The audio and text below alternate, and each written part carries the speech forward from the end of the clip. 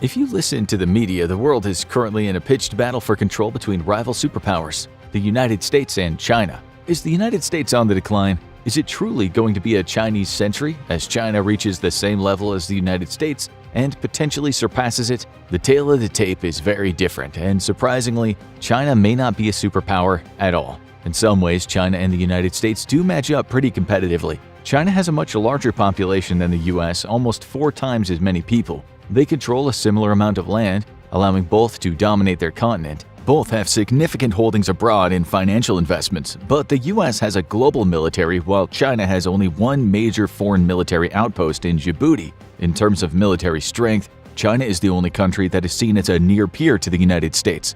They both have modern intercontinental ballistic missiles and nuclear weapons. While America has a much larger nuclear arsenal than China, China still retains the ability to strike the US homeland, and unlike Russia's massive Cold War-era arsenal, these missiles are modern and known to be working. But the definition of a superpower is a specific thing, and China is not there yet. The term superpower was first created in 1944 during the Second World War, and it referred to a state that was dominant and powerful enough to exert influence and project power across the world. When it was first coined, it referred to 3 countries with massive empires or puppet states around the world: the United States, the United Kingdom, and the Soviet Union. Not only are these states powerful enough to have an impact around the world, but no international action can really be taken without consulting these superpowers first. This made them largely invincible. They only had one weakness: time. This trio of superpowers wouldn't stay that way for long. The United Kingdom saw its mighty empire, which spanned the world at its peak, collapse in the decades after World War II. While the UK is still a powerful nuclear-armed nation, it doesn't have nearly as much power on the world stage as it used to. For a while, the US and the USSR were about as close to global equals as you could get, until the USSR saw its communist government fall and many of the countries it had conquered split off from its sphere of influence. Its current leader, Vladimir Putin, has no problem acting like Russia is still a superpower, but he learned a harsh lesson when his invasion of Ukraine ground to a halt while the rest of the world threw their money and support toward Ukraine. Russia's also found itself under sanctions and cut off from much of the global economy, showing that today's Russia is nowhere near as influential as the USSR.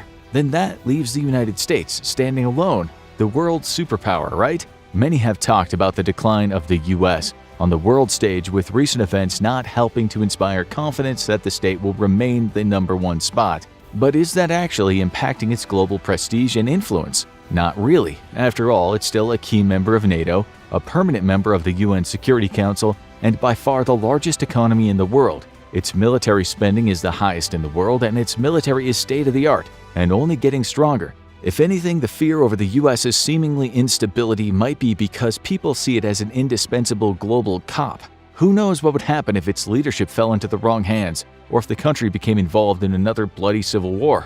And it's not clear if there would be anyone to pick up the slack. China's rise has gained a lot of attention recently, as the Asian nation established itself as a dominant regional power and started making moves outside of Asia. It continues to claim Taiwan as part of its territory, but hasn't made direct moves against the island nation.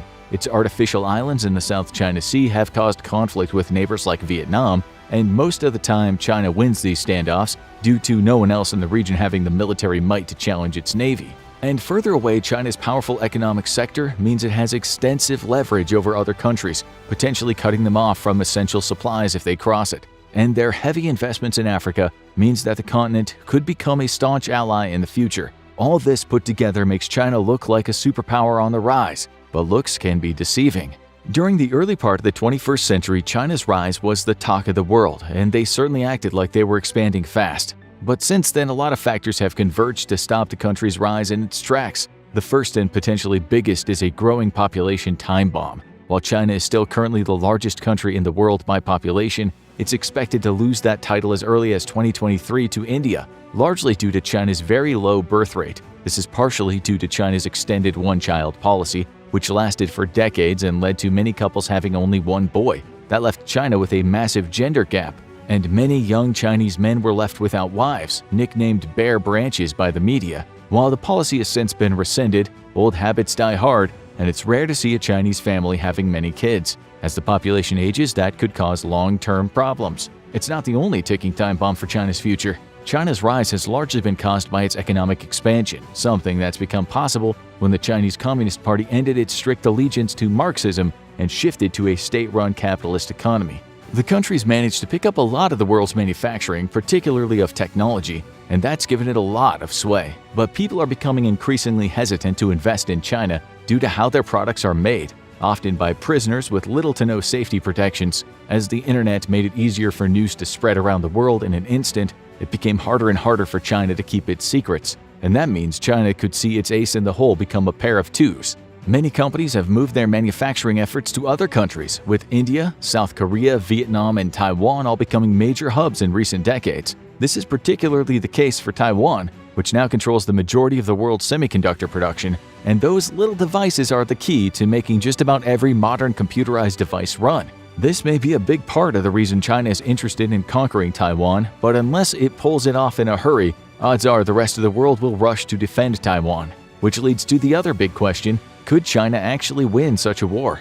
China makes a big show of its military strength, frequently conducting war games off Taiwan and placing its ships in neutral waters. But it primarily projects military strength right now in one way: intimidation.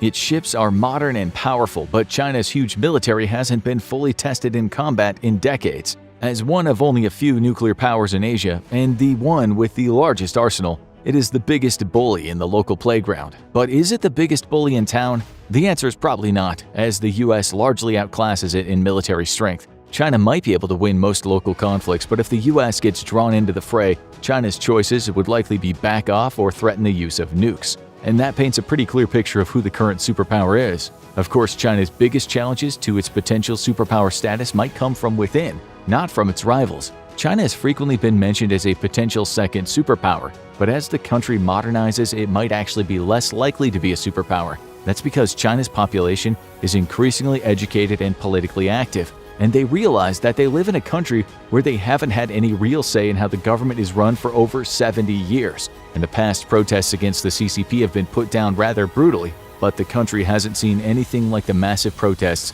against the COVID-19 lockdowns in its history. These organized protests have become too much even for the usually tough CCP, and that disease might be China's downfall. When COVID-19 first appeared on the scene and turned the world upside down, China acted fast, locking down its cities where the virus appeared and keeping them locked down until cases died down. But while in many countries a lockdown just meant restaurants were closed and there were lines outside of every grocery store, in China they locked down and meant it. It was illegal to leave your home in many places, with lockdowns extending for weeks and even months. The initial lockdowns were deemed a success, and when the virus returned, so did the lockdowns. Even 2.5 years into the pandemic, major cities were being locked down under the same stringent rules as 2020, and the people had enough. Currently, the Chinese Communist Party faces the stiffest challenge to its rule it's ever seen, with mass numbers of young protesters showing up, waving blank papers to represent the way the country is silencing them, and to ensure they can't be prosecuted for seditious slogans. The lockdowns have also caused a massive decrease in tourism and investment in China, as outsiders are hesitant to visit when they don't know when it could become impossible to leave for several months due to an outbreak. After all, staying in Shanghai Disneyland sounds like fun until you can't leave, and you're shuffled onto the on-site quarantine camp. Be careful what you wish for, kids. All this has made several past predictions look rather silly. For much of the 21st century, experts were arguing that China's rise was unstoppable and that the country might even surpass the US to become the world's largest economy and most powerful military. Even in the United States, military analysts observed China's dominance over the Indo-Pacific has led them to become a superpower. China certainly views itself as one in the way it projects its power in the region, but its only influence outside of its own sphere is only created through economic deals, and if those slow down, China will find itself confined to being a regional power in an area with a lot of fast-rising rivals. Is the high ride really over for China? As far back as 10 years ago, some analysts were saying they believed China would never become a superpower. They pointed to a lot of factors, including China's aging population and increasing dissatisfaction with their government, and they identified one other major problem. China's fast industrialization has left it one of the most polluted countries in the world, with several major cities having hazardous air quality. That could impact the quality of life for its residents as they get older, and combined with a low birth rate, could mean China would see a massive decrease in its working-age population within a few decades. Another factor is China's dependence on the global economy. While China has a strong economy based on manufacturing, it needs customers to keep that going, and countries are increasingly hesitant to do business in China. This is due to COVID policies, ethics issues, and the history of China arresting foreign businessmen and journalists. If the bottom falls out of China's trade deals, the country could find itself dealing with a shortage of energy and raw materials, which could cause greater instability in the country and more protests that could eventually put an end to the Chinese Communist Party's rule. And it all might come back to one big question: do people want to move to China? Despite people yelling, "They took our jobs," immigrants are essential to a country's welfare. This is partially due to needing a workforce if the domestic supply of workers isn't enough to replace those leaving the workforce, but it's also the equivalent of a high-powered sports draft. If a genius immigrates to your country and sets up a new business there, it could be a multi-billion-dollar boon. Chinese-American professor Amy Chua argued that China will have a problem attracting immigrants in the future due to other countries having greater incentives. The country's authoritarian tactics and uncertain future might be other roadblocks. And the worst part is, few of these factors are likely to change. For China to become a superpower, it would need to keep building on its successes, but the opposite is actually likely to happen. All of China's major problems are like a ball rolling downhill. The population bomb they're facing is a demographic issue that'll take a long time to reverse, if it's even possible to do it. While China's actively trying to boost birth rates now, they're not seeing much success. The same goes for China's problem with attracting talent from outside its borders. Barring a complete overhaul in the government's approach to public affairs, it's likely that immigrants and corporations will be hesitant to invest in the country. The only thing that could change this is a massive overhaul in China's system of government. And if that happens, the future would still look uncertain. Say China's massive student protests continue and eventually bear fruit. Much like in Russia during the 1980s, they got a new leader who takes real movements toward reform. Democracy is introduced and people get a say. And eventually the CCP ends its grip over the country and allows something new to take its place. This is a massive change and one that will likely turn China's focus inward for the better part of a decade. The CCP's expansionist efforts will go on the back burner, and a China in flux will be less likely to seek military conflict. Foreign investors will likely be waiting to see which way the wind will blow before making heavy investments. The result might be a stronger, more free China that's able to better compete on the global stage. But it'll take a while to get there, and that'll mean China gets further and further away from being a global superpower while the US continues to consolidate its role. So, is the US likely to remain the sole superpower indefinitely? At first glance, it seems likely. After all, China is the closest competitor, and it looks like it's getting further and further away. Russia is increasingly isolated and looking like a cornered animal. The fastest-growing country in the world, India, might be a contender, but with its focus still internal, and it has a serious border conflict with its nuclear neighbor Pakistan.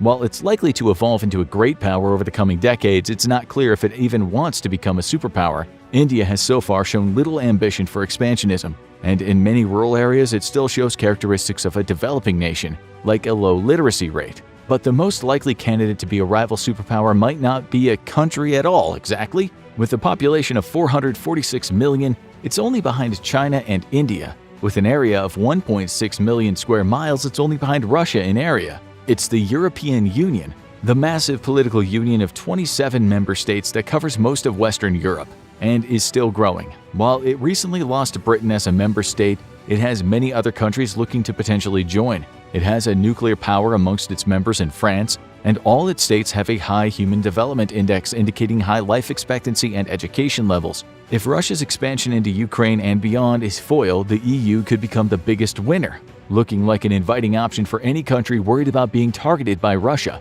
Would it eventually be a rival to the United States? The biggest stumbling block might be a lack of a unified foreign policy and a modest military presence. But if its power continues to grow, the member states might eventually move toward greater integration to become a more cohesive unit. And given that most nations in the EU have close relations with the United States, it's possible the two superpowers could become a dominant global alliance. Want to know more about the United Kingdom's heyday as a superpower? Check out how England managed to invade 90% of the world. Or watch this video instead.